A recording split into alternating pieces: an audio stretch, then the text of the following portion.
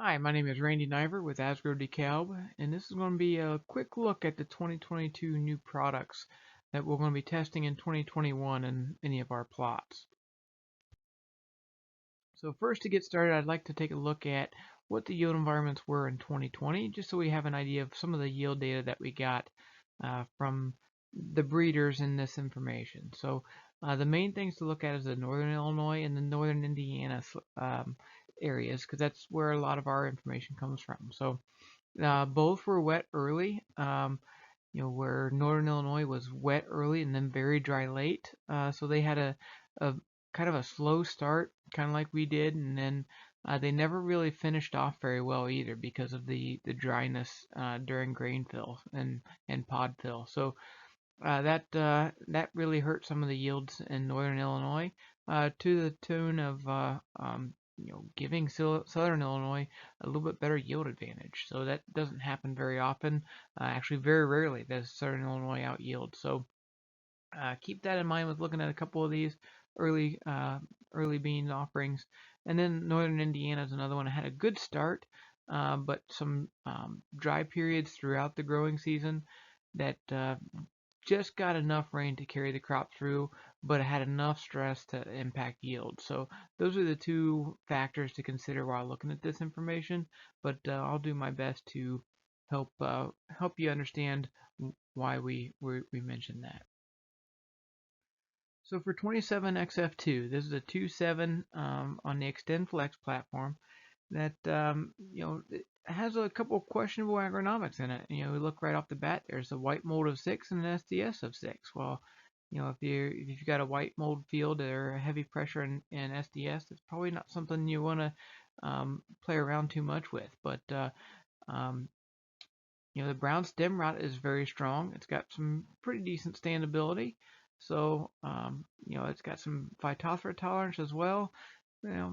So is it something you want to look at? So let's take a look at yield data that come along with it. And it's got some yield to come to really push it along. So maybe it's something to consider on a high yielding field that we've got some yield advantage over our current offerings of 27XFO or 27XF1. To the tune of 4 bushel over 27XF1. So it's got some pretty strong yield potential. And with the parentage of 2431, it's very offensive. So again, watch outs are the white mold and SDS. And the standability, I think we can manage that with planting population, no big deal. But if we want to look at it in the heavier clays and not have to worry about the standability, then that's certainly something we could look at too. We're going to test this against 27XF1 in our own strip trials and see what happens. Because of great yield potential. I mean, even with the questionable agronomics, let's see what it'll do in our testing for market development and see what happens with it and see if it's really worth the questionable agronomics that are coming along with it. But as of right now, it looks pretty good on the yield side of things. So we're going to test it and see what happens. As we go to the 2.9, 29XF2, this is a widely adapted late group 2 for us. And the Extend Flex platform, of course. You'll notice that none of the new ones are Extend. We will not be growing any new Extend beans. All of them will be Extend Flex. So this one's a little bit better on the agronomics. It's average on white mold and average on SDS. Slightly lower brown stem score, but still better than average. Standability is pretty decent. So again, we can manage that population with population on high productive soils, and think we'll be okay there. So it's got a good Phytophthora defense with the RPS3A gene and a pretty good field tolerance. So disease package isn't terrible for the early season, and I think we can manage the SDS and white mold by avoiding the pressure or treating with Olivo. That will help out quite a bit.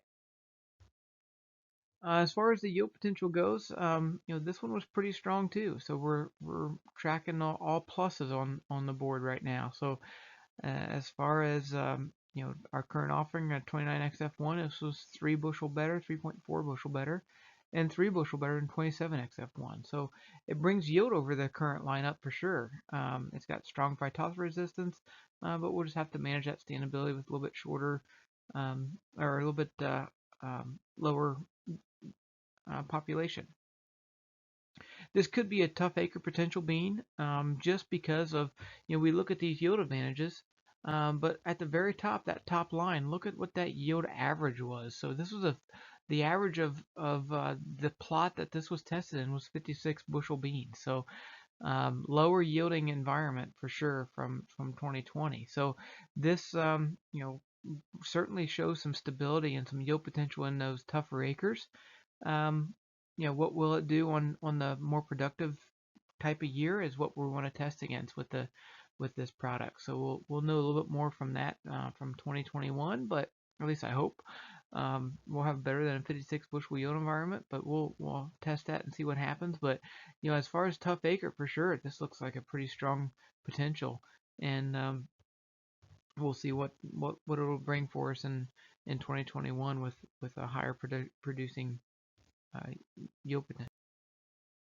So looking at these into the group threes, we have a similar type of story from Central Illinois, Northern Illinois I mentioned earlier, but and also in Central Indiana. So looking at Central Illinois, we were wet early, as all of you remember. We were very cool and wet early. Then we got pretty dry late, and again we were lower yielding than Southern Illinois. So that kind of brought down our averages, especially for testing.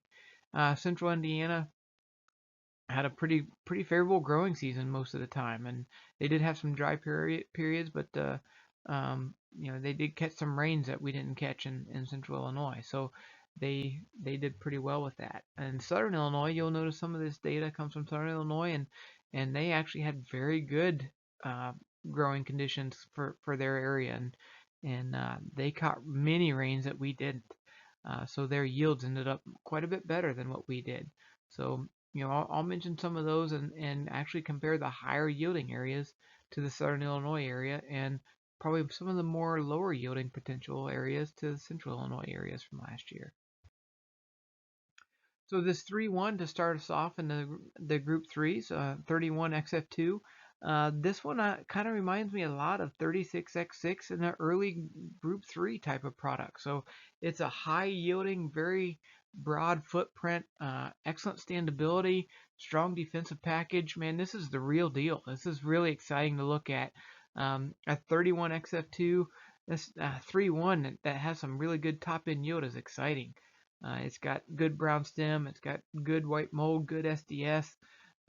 It's got the RPS 1C for Phytophthora with good field tolerance. So standability is fantastic as well. It's rated as a 1. We don't see many of those. So very, very exciting product to look at. And then we start looking at the yield data along with it. The only negative on the board is 33XO. And for whatever reason, 33XO and breeder data has been hard to even come close to. So the fact that it's just 2/10 of a bushel behind it shows some really strong potential for this bean.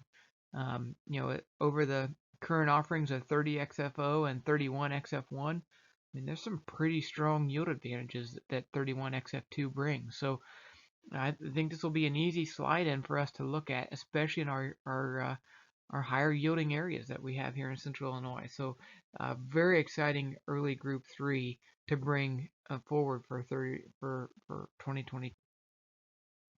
Again, it's going to be well adapted going about anywhere. So, the way I think about this one, if you could plant something, or plant 36X6 and that type of soil, then 31XF2 is likely going to be a really good place for that one as well. So, um, you know, uh, it's exciting to see a 3-1 that has the yield potential that this one brings forward. So, looking at 3-3, we've got 33XF2. 33XF2 has got a solid defense package for Phytophthora. It's got the R3 SCN gene and average white mold, average SDS. So, but fantastic brown stem rot tolerance. So it's rated as a 1. So very good disease package there. With a very strong standability rating at a 3. So we're coming in pretty solid on. For the yield data from this last year, um, it was strong over the current offerings. 6.6 better than 31XF1, 3.2 better than 33XF1, and it was more stable. And I think that's something that we're looking at 33XF1 had some really good showings, but it was kind of up and down depending on what the conditions were. And 33XF2 shows a little bit more stability than what 33XF1 has brought. And this was right on par with 35XF1, which isn't too bad. I mean, it wasn't 35XF1 wasn't as strong in breeder data as it's been in our yield data, so in our field data. So take that with a little bit of grain of salt, but just the fact that it was keeping up with it shows some potential to 33XF2. So again, looking at it, compared to 33XO, this is not the same plot set necessarily as what we just saw in the 31XF2, so you can't make that comparison. But this was a bushel behind 33XO, and again, this one was 33XO is very hard to beat or even come close to in breeder data. So this is something to keep in mind when we're looking at this. And 33XF1, it's 2.7 bushel better, so I think it'll be a pretty easy slide in and replace it directly with 33XF2.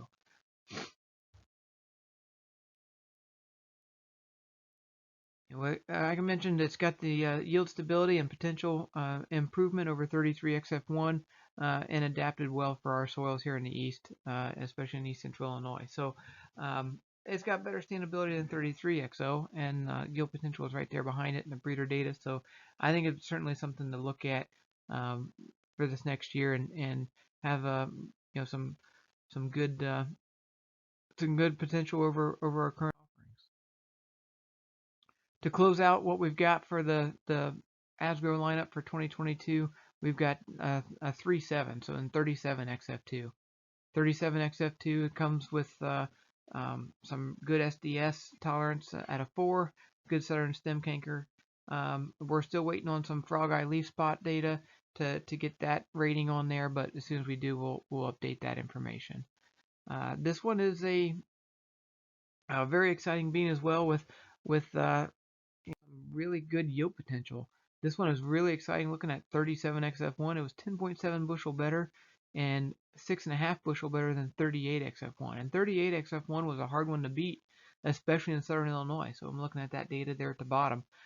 Southern Illinois 38XF1 was the top product in the late Group 3. So the fact that this one was beating it shows a lot of potential. You bring up to the Central Illinois area. At the top of the slide here, where it was 0.7 bushel behind 38XF1. And 38XF1 showed some real potential in our area as well, but we had that wet early, and 37XF2 didn't quite do as well in that area. So because of that, maybe want to avoid some wetter feet early on with 37XF2. It seems like it didn't quite handle that environment as well. Whereas with the Southern Illinois data that had the better drainage and had the better growing conditions early, it did a lot better, and it really held in strong and just beat the pants off of everything else in that maturity range. So this may be a placement concern, but we can manage around that and put this on some better drainage fields and have some success like they did in Southern Illinois. So looking at that, we will likely make those recommendations for 2022. Again, broad acre, high yield stability product that's out yielding anything in the 3.6 to 3.8 range that we've had. So adaptation is going to be in the better to moderate soil. It moves south extremely well. We're still waiting on the frog eye leaf data, but as soon as we get that, we'll get that out to everybody. There was some leaning, but it wasn't conclusive, so I wouldn't worry too much about that. And the overseeding, just make sure we keep this in the below the 140 range. We should be in a pretty good spot.